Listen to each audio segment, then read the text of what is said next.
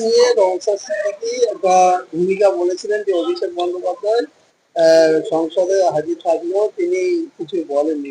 এই বলার ক্ষেত্রে নওশাদ সিদ্দিকীর নামে তিনি একটা নোটিশ পাঠালেন, কি বলবেন? নওশাদ সিদ্দিকীর উচিত আরো বেশি করে এই রাজ্য সরকারের বিরোধিতা করা, আর মুখ্যমন্ত্রীর সাথে কোন রকম আর সৌজন্য সাক্ষাৎ না করা। যদি একটা মন্তব্যের জেরে আইনি নোটিশ দেয়, তাহলে এরা রাজনীতিটাকে কতটা নিচে নামিয়েছে সেটা ভেবে দেখার প্রয়োজন আছে। যে ওয়াকফ বোর্ডটা হচ্ছে একটা বর্তমানে পশ্চিমবাংলার ওয়াকফ বোর্ড আর ওই বোতল ধরা পানশালা দুটো সমান হয়ে গেছে। হজ হাউসে মদের বোতল পাওয়া যায়, ওয়াকফ বোর্ডে খুঁজলে ওই মদ মদ পাওয়া যাবে, গাজার কলকে পাওয়া যাবে, মোটা মোটা বান্ডিল বান্ডিল টাকাও পাওয়া যেতে পারে। ইডির অভিযান করলে পাওয়া যেতে পারে। আমি বলবো অবিলম্বে যারা এই নিয়ে বেশি বেশি করে বলছেন, ওয়াকফ নিয়ে আন্দোলন করছেন, তারা সিমিলারলি একইভাবে বলুন যে ওয়াকফ বোর্ডটা যে দুর্নীতিগ্রস্ত হয়ে আছে সেটাকে স্বচ্ছ করার জন্য, সেটাকে একদম যারা গরিব মানুষের কাছে ওয়াকফ সম্পত্তির বেনিফিট পৌঁছে যায় তার ব্যবস্থা করার জন্য। এই যে অভিষেক বন্দ্যোপাধ্যায় আইনজীবী বলছেন যে 48 ভোটার মধ্যে তাকে জবাব দিতে হবে, তো ওটা তো আইনি ভাষায় লিখতে হয়, লিখেছেন।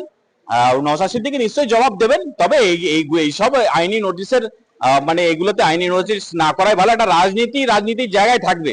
সব জায়গায় যদি আইন চলে আসে, আদালত চলে আসে, তাহলে রাজনীতি বলে কিছু থাকবে না। তাহলে দুটো বিরোধী দলের নেতা যদি বিয়ে বাড়িতেও গিয়ে একসাথে বসে খায়, তাহলে সেটাও তাহলে আইনি নোটিশ দেওয়াতে হয় কেন? একে অপরের বিরোধী কেন যাবে?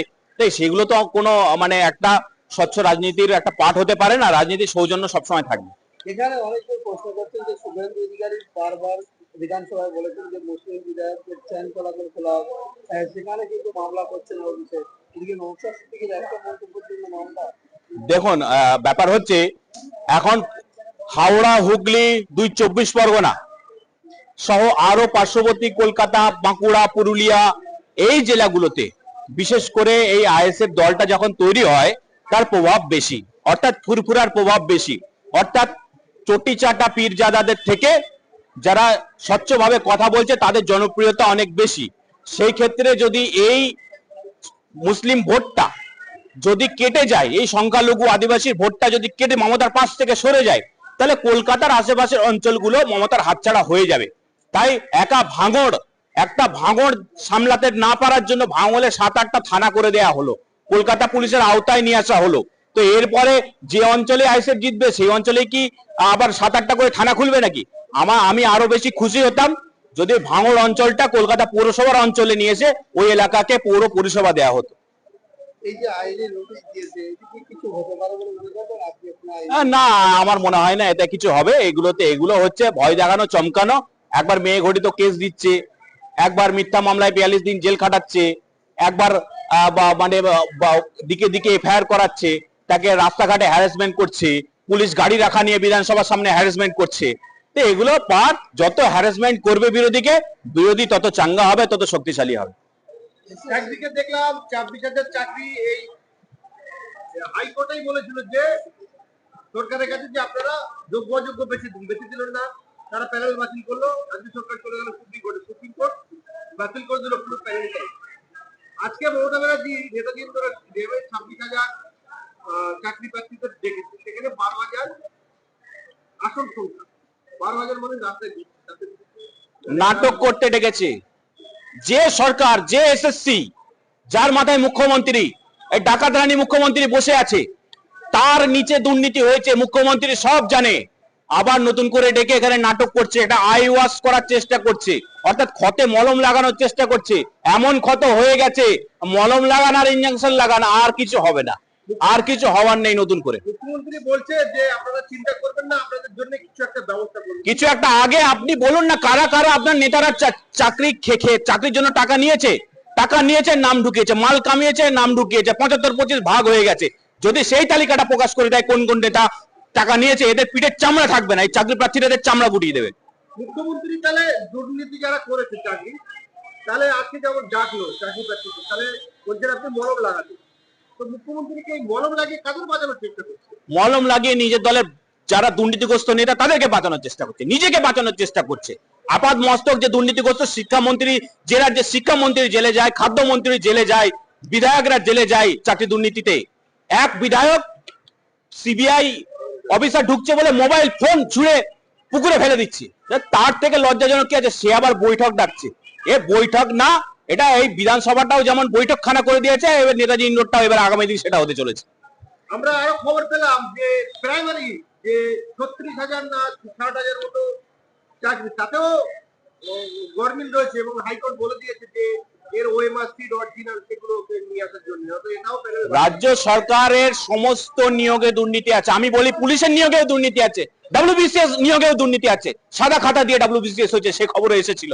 তো পশ্চিমবাংলা বর্তমানে রিক্রুটমেন্ট, এরা যারা মিথ্যা ভোটে যেতে, ভোট লুট করে যারা যেতে, তাদের দ্বারা কোনোদিন স্বচ্ছ নিয়োগ হতে পারে না। এটা আমি মনে করি ইমিডিয়েট মুখ্যমন্ত্রীকে পদত্যাগ করা উচিত। আপনারা কলকাতা হাইকোর্টে প্র্যাকটিস করেন, আপনাদের নিয়োগ কারা দেয়?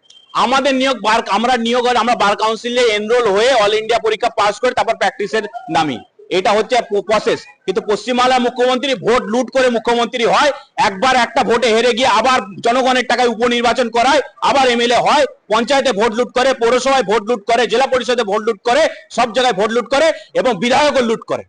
যদি আপনাদের এখানেও রাজ্য সরকারের নিয়োগ পদ্ধতি থাকতো তাহলে এখানেও ও যেখানে যেখানে মমতা সেখানে চুরি, সেখানে দুর্নীতি, যেখানে তৃণমূল সেখানেই তোলামূল, সেখানেই চুরি ডাকাতি সব।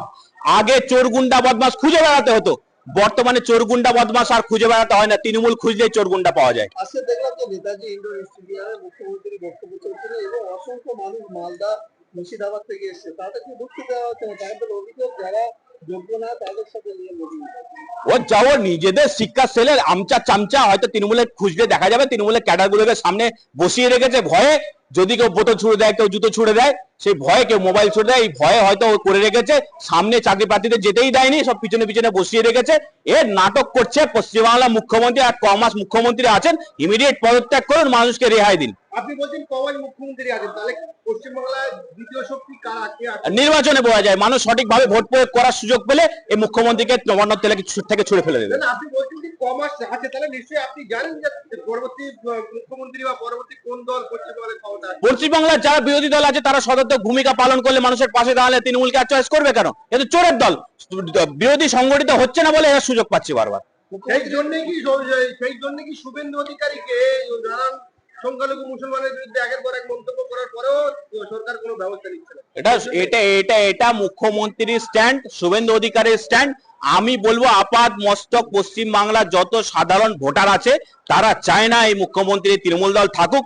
ভয় দেখানো হয়, চমকানো হয়, তাদেরকে বিভিন্ন ভাবে উৎসাহিত করা হয়, প্রলুব্ধ করা হয়, বোম মারা হয়, পিস্তল দেওয়া হয়, মদের বোতল দেওয়া হয় ভোটের দিনে, সেই দ্বারা ভোট করানো হয়। এটা যদি বন্ধ হয়, এই তৃণমূল বলে কোনো দল ছিল আগামী প্রজন্ম ভুলে যাবে। মুখ্যমন্ত্রী ডাইরেক্ট আজকে বলছেন যে সিপিএম এর আমলেও গভর্নমেন্ট ছিল, কিন্তু আমি তাদের চাকরি খাই। আপনার ক্ষমতা আছে, আপনার 21শে জুলাই পালন করেন, 21শে জুলাইয়ের বিচার পেয়েছে, রিজওয়ানুর বিচার পেয়েছে, পার্কস্ট্রিটের আপনি যেখানে হাত ভরে দেন সেখানেই আর বিচার হয় না। আপনি বকটুয়ের বিচার করতে পেরেছেন? আপনি তো আপনার দলের নেতাদেরকে বাঁচাচ্ছেন বারবার।